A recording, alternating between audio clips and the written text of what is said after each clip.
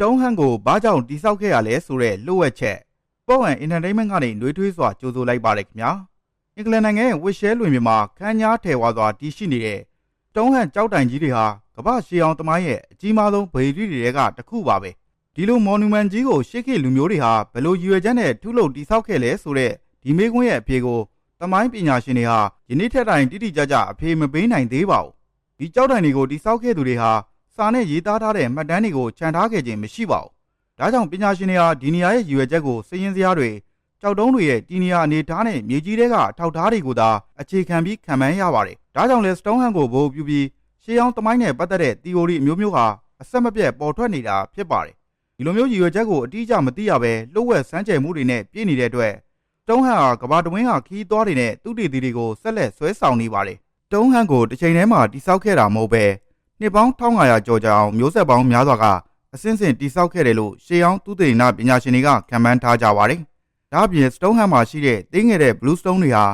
မိုင်ပေါင်း200ကျော်ဝေးတဲ့ဝေးပြည်နယ်ကနေတည်ယူလာခဲ့တယ်ဆိုတဲ့အချက်ကလည်းလှုပ်ဝက်ချက်ကိုပုံနေစေပါတယ်တုံးဟန်ရဲ့လှုပ်ဝက်စမ်းကြယ်မှုကရှေးအောင်အင်ဂျင်နီယာပညာကိုတက်တည်ပြနေတာပါပဲဒီ project ရဲ့အခက်အခဲဆုံးအစိပ်ပိုင်းကတော့ကြီးမားတဲ့ကြောက်တိုင်ကြီးတွေကိုမူရင်းကြောက်ထွင်းရာနေရာကနေ25ကီလိုမီတာအကွာထိတည်ဆောင်လာခဲ့ရတာပါခိမိတဲ့ဘိန်းတွေဆက်ရန်နေရတွေလုံးဝမရှိတဲ့အချိန်မှာဒီလောက်လေးလံတဲ့ကြောက်တုံးကြီးတွေကိုဝေးလံတဲ့ခီးကနေလူအားတက်တက်နဲ့တည်ယူနိုင်ခဲ့တယ်ဆိုတာကိုစဉ်းစားကြည့်ရင်ပဲသူတို့ရဲ့စွမ်းဆောင်ရည်ကအမကန်စရာပါပဲ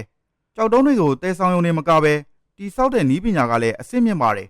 ကြောက်တုံးကြီးတွေကိုဒေါင်လိုက်မတ်ထောင်ရတာပြီးတော့အပေါ်ကအလျားလိုက်ခေါင်မိုးကြောက်တုံးတွေကိုဘယ်လိုတင်ခဲ့လဲဆိုတာကလည်းလေးလာစရာပါရှေးအောင်လူမျိုးတွေဟာကျိုးတွေတစ်လုံးတွေနဲ့မြေကြီးပေါ်ကရိုးရှင်းတဲ့ရန်ရာပညာကိုအသုံးပြုပြီးဒီလိုမဖြစ်နိုင်တာကိုလုပ်ပြခဲ့ကြတာဖြစ်ပါတယ်နှစ်ပေါင်းများစွာကြာအောင်အချိန်ပေးပြီးလူများကြီးရဲ့လုပ်အားကိုစနစ်တကျအသုံးပြုနိုင်ခဲ့ခြင်းကစ